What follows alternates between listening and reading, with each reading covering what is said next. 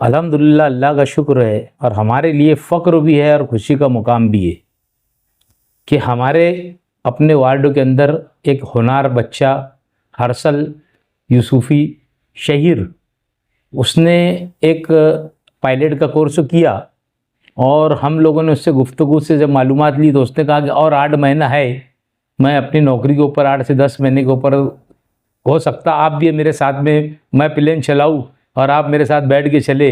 तो मैं उनको ये कहा कि यार हम लोग भी बहुत खुशनसीब होंगे कि अगर हम आपके साथ बैठ के चलेंगे। बहरहाल ये तो उनके माँ बाप को मुबारकबाद देना चाहिए कि एक जिगर के टुकड़े को इतनी बड़ी यानी ज़िम्मेदारी वो अपने जान से बढ़ के दे दी उन्होंने कि भाई आज उसको साउथ अफ्रीका में उसने पढ़ा, उसके बाद आज वो अल्लाह का एहसान है कि वो अपनी ज़िम्मेदारी पूरी करने के लिए और 8 महीने का भी वक्त तो है उसको, यानी उसने अब बताया कि किस तरीके से हवाई जहाज में चलाया, किस तरीके से क्या हुआ, किस तरीके से पायलट बना।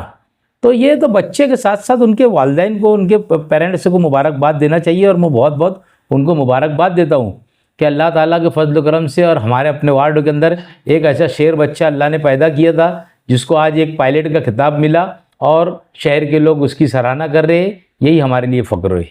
साहब, वो उनके वालिद का एक लौता लड़का है और उन्होंने उससे कहा था कि तू मेडिकल लाइन से कुछ सीख ले तो मैं तेरे को मेडिकल लाइन से मैं कुछ डाल कर दे दूंगा, तू एक मेरा लौता लड़का है।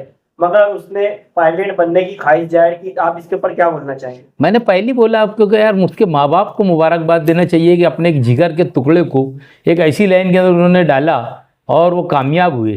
आज आप देख रहे होंगे कि हवाई प्लेन का कभी क्रैश हो जाना, कितने लोग अभी अहमदाबाद के अंदर प्लेन क्रैश हुआ और आए दिन कहीं ना कहीं ऐसे हादसात होते रहते।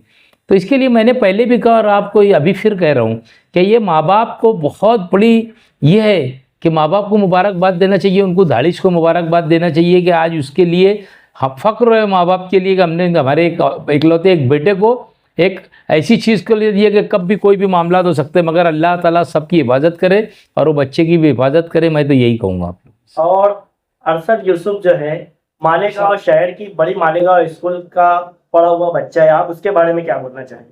देखो, पढ़ाई करने का मसला है, कोई भी स्कूल के अंदर पढ़े, चाहे स्विस में पढ़े, चाहे बड़ी मालेगांव में पढ़े, चाहे जेटी में पढ़े, एटीटी में पढ़े, कि जमूर में पढ़े, ये पढ़ने वाले के ऊपर अपने ऊपर मनोसर रहता है कि मैं क्या करूंगा और मेरी कितनी लायकी है पढ़ने की, मैं कितना दिल लगा के पढ़ रहा हूँ और कितना दोस्तों के साथ घूम रहा हूँ और कितना माँ बाप को धोखा दे रहा हूँ।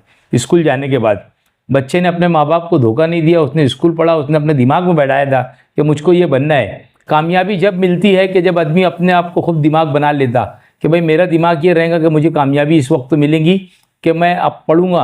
आज तुम देखो बच्चे लोगों को कि आज घर से दफ्तर लेके जाते, कहीं पर होटलों के ऊपर बैठे रहते, गुटखा खाते, पान खाते, पूड़ी खाते, ये सारी चीज़ शौक करते, सिगरेट पीते। तो ये माँ बाप को धोखा देना हो गया। इस बच्चे ने अपनी लायकियत के ऊपर और माँ बाप के खुलूस और उनकी दुआओं के सदके तुफैल में बच्चे ने पढ़ा और आज शहर का नाम रोशन किया। शहर के साथ साथ हमारे वार्डों के भी नाम रोशन किया कि हमारे बेलबाग के अंदर एक शेर बच्चा आज जो एक पायलट बना। एजाज बेग साहब, आप शहर के जो बच्चे स्कूल में तालीम हासिल कर, मदरसों में तालीम हासिल कर रहे हैं, तो आप उनको क्या मैसेज देना चाहेंगे? हम तो यही मैसेज देंगे कि भाई माँ बाप आपको तालीम के लिए सब कुछ मुहैया करते, नहीं किसी के पास रहते हो मंग के ला के माँ बाप तुम्हारे को किताब ला के देते, ब्याजे ला के देते, बेचारे परेशान रहते।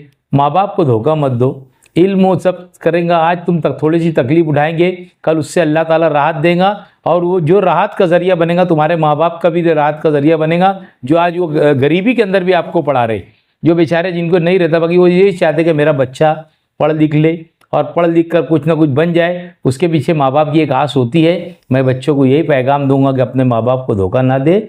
आप लोग जो है माँ बाप आपको स्कूल भेज रहे हैं तो आप स्कूल जाइए और अच्छा ट्रेनिंग पढ़े लिखे, और वक्त तो हालात रहते हैं, इंशाअल्लाह ताला हालात आते जाते रहते, ज़रूरी नहीं है कि नौकरी लग जाए।